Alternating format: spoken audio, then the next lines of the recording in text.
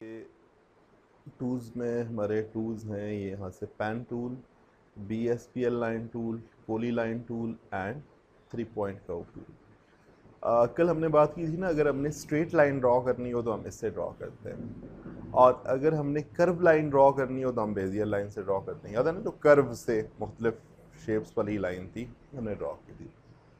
लेकिन अगर हमें कोई ऐसी शेप ड्रॉ करनी हो जिसमें स्ट्रेट भी हो, कर्व भी हो, सब कुछ इकट्ठा हो, तो फिर हमें इस टूल की ज़रूरत पड़ जाती है। इसे हम कहते होते हैं पेन टूल।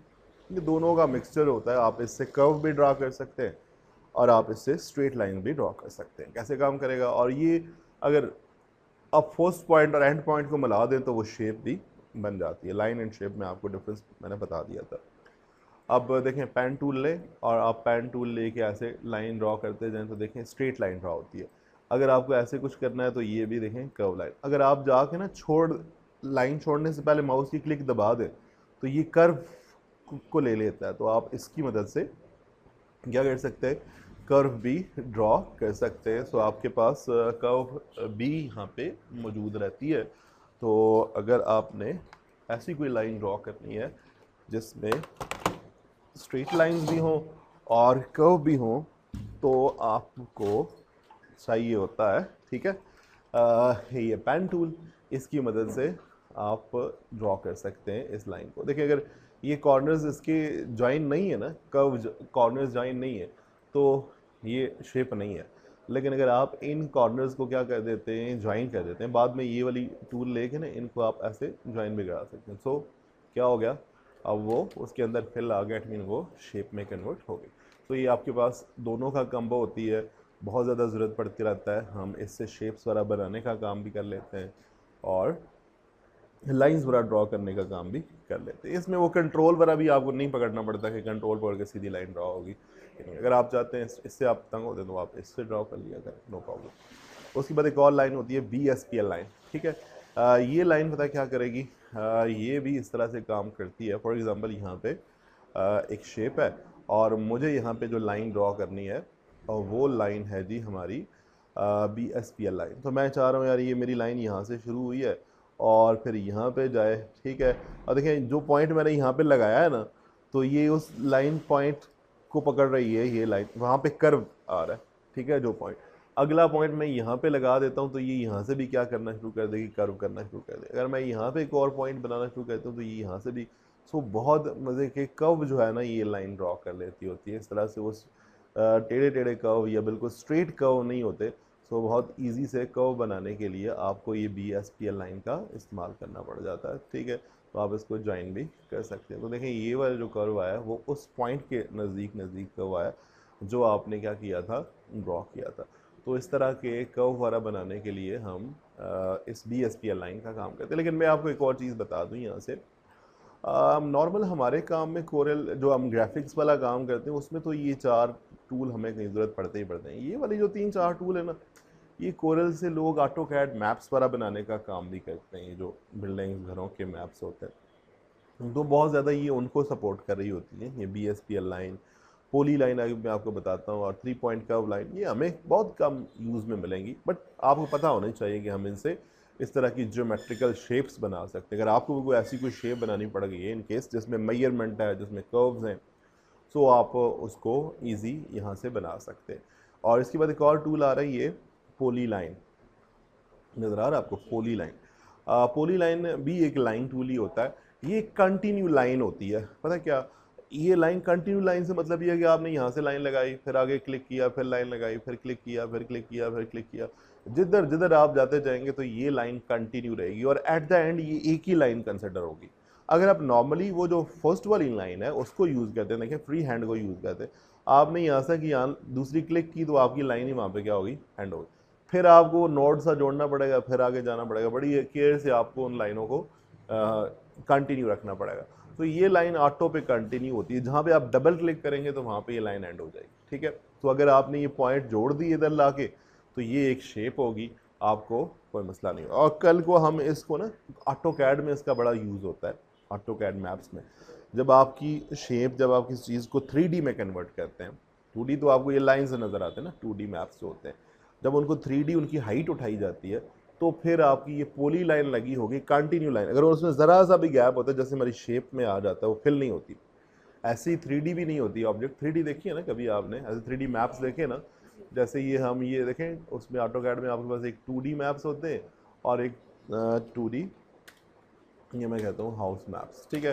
तो वो 2D हाउस मैप्स इस तरह के होते हैं जो लाइंस के ऊपर ही मुश्तमिल होते हैं, उनकी एक ही डायमेंशन आपको नज़र आ रही होती है, जो टॉप व्यू या आपको सामने वाला व्यू ही नज़र आ रहा होता है।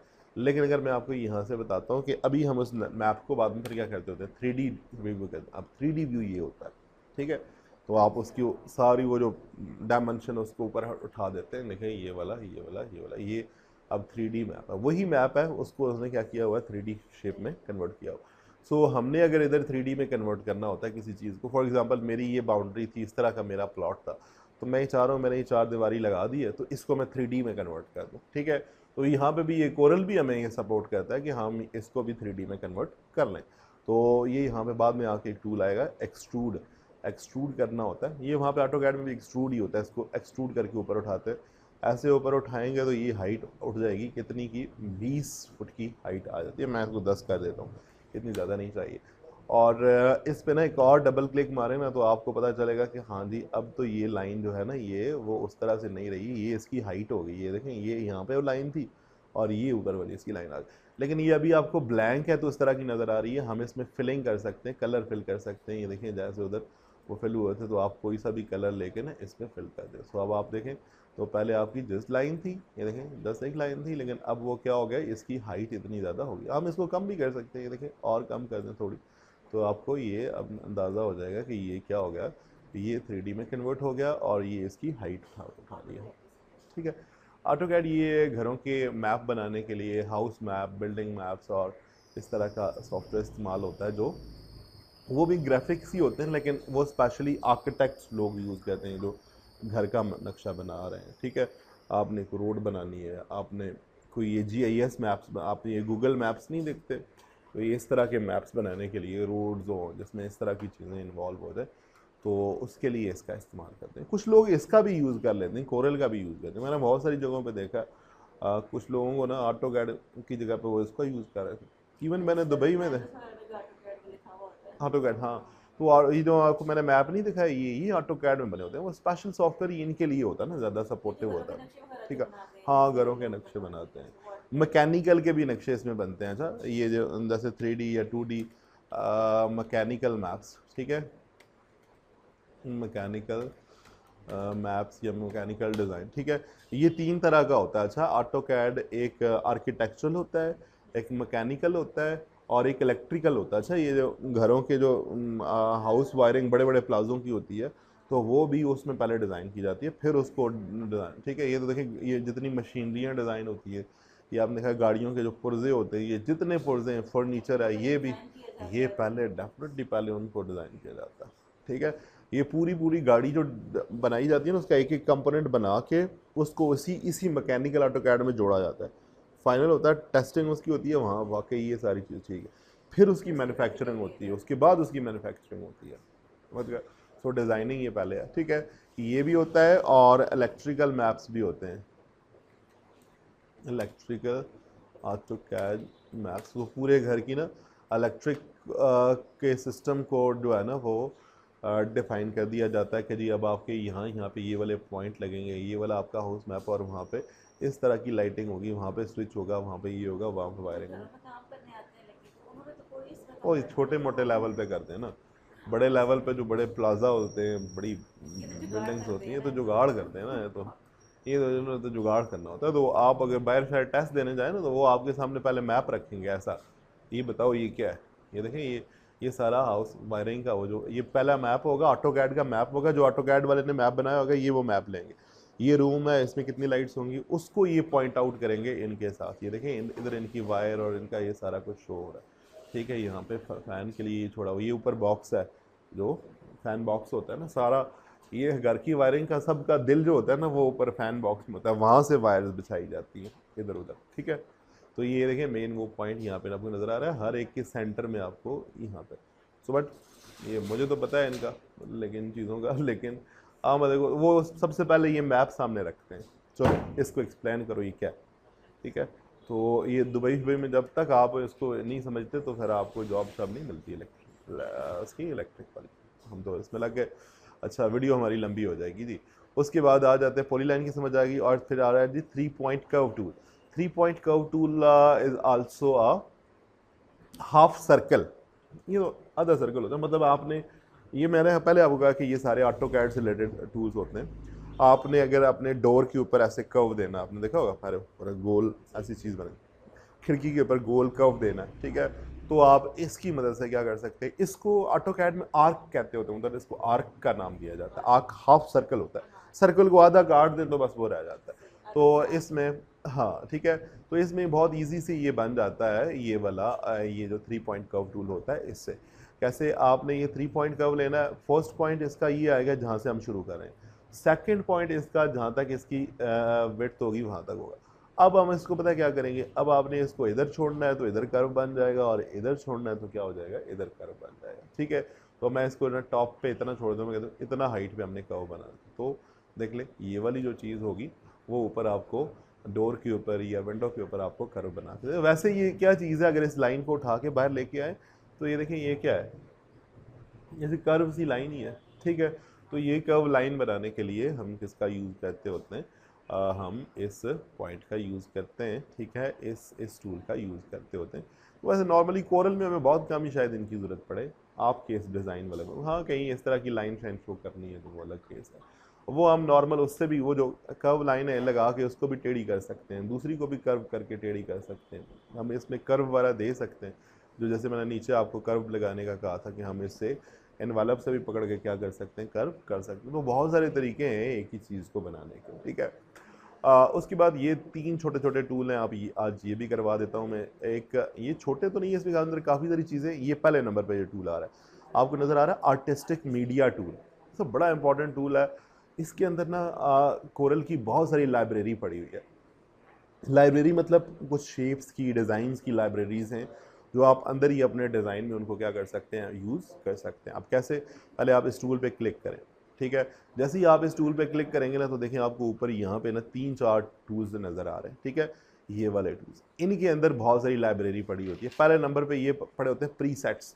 आप यहाँ पे देखें तो आपको ये बहुत सारे प्रीसेट्स इस तरह के ये स्टाइल पड़े होते हैं। आप इनमें से किसी को एक पकड़े ना और इधर ड्रॉ कर दें तो देखिए ये उस तरह का प्रीसेट आपको बना के दे देगा। ये भी हम अक्सर डिज़ाइन में, आपने देखे नहीं उस दिन डिज़ाइन वगैरह में इस तरह की कोई चीज़ें पड़ी होती हैं, लगी होती हैं, मीनिंग शीनिंग कुछ भी नहीं होता, लेकिन आपने जहाँ पे खाली जगह आपको मिली आपने ऐसे कुछ डिज़ाइन बना दी तो लगता ही है कि यार पता नहीं क्या बना हुआ है, ठीक है। उस दिन आपने भी कुछ लगाया होता इधर शेप से कर्व्स और उसके साथ इस तरह की चीज़ें लगी हुई थी। तो ये आप इनकी ना थिकनेस वगैरह कम कर सकते हैं और इनको यहाँ से पकड़ के ड्रॉ कर सकते हैं, जिस भी तरह की शेप है ये बन गए, ठीक है। तो बने बनाए प्रीसेट्स डिज़ाइंस हमारे पास मौजूद होते हैं, आप इनको यूज़ कर सकते हैं। ये बहुत सारे जिस शेप में आपको चाहिए, देखें इसकी एक साइड कर्व है, एक साइड ये बारीक है, एक साइड थिक है, दोनों साइड बारीक है, दोनों साइड कटी हुई हैं, किस तरह की है, ये बहुत सारे हैं प्रीसेट्स। आप इनमें से किसी को भी यूज़ कर सकते हो, नो मैटर, ठीक है। उसके बाद दूसरे नंबर पे इसी में इसी टूल के अंदर ही देखें 2-3-4 चीज़ें। इस पहले नंबर पे प्रीसेट्स हैं, दूसरे नंबर पे क्या आ जाते हैं, ब्रशेज़। तो ब्रशेज़ क्या करेंगे, देखें ब्रशेज़ के ऊपर क्लिक करें तो यहाँ पे बने बनाए ब्रशेज़ पड़े हुए हैं, नज़र आ रहे हैं आपको, इनको भी आप यूटिलाइज़ कर सकते हो, ठीक है। ये है, और इसके साथ ये वाला इसका मेन्यू भी है।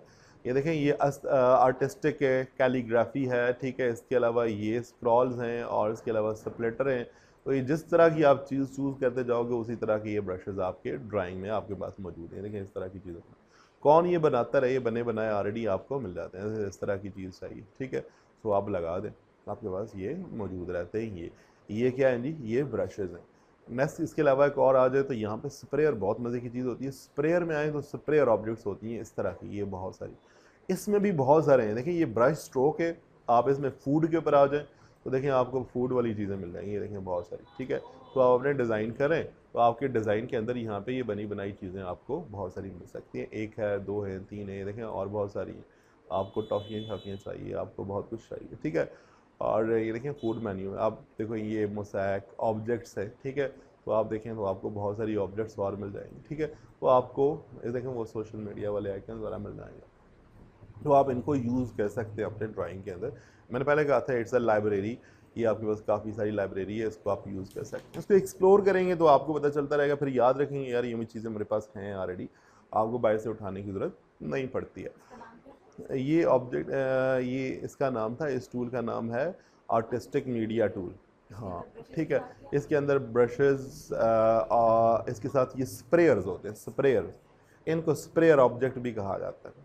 ठीक है, और ये इसके अंदर बहुत सारी हैं, देखें ये आपने स्टार्स देख लेने हैं तो आपको बहुत सारे स्टार्स मिल जाएंगे इस तरह के। ठीक है, और इसके साथ एक और भी होती है कैलीग्राफी। कैलीग्राफिक आप जानते हैं राइटिंग होती है, आप इसकी मदद से ना ऐसे राइटिंग कर सकते हैं। ये कैलीग्राफी लेके, सॉरी ये मैंने कैलीग्राफी पे सही क्लिक नहीं किया, तो कैलीग्राफिक लेके आप इस तरह से ना कोई राइटिंग करना चाहें, कोई लिखना चाहें तो कर सकते हैं। और ये आपका ये साइज़ है, इसकी डायमीटर कम कर सकते हैं, जितना ज़्यादा होगा तो वो उतना मोटा लिखेगा, जितना कम होगा तो वो उतना कम लिखेगा। सो ये भी आपके पास ऑप्शंस मौजूद है। आई थिंक काफ़ी हो जाएगा आज के लिए, काफ़ी है इतना सा। इन सारी चीज़ों को आपने क्या कर लेना है, एक्सप्लोर करना है, और फिर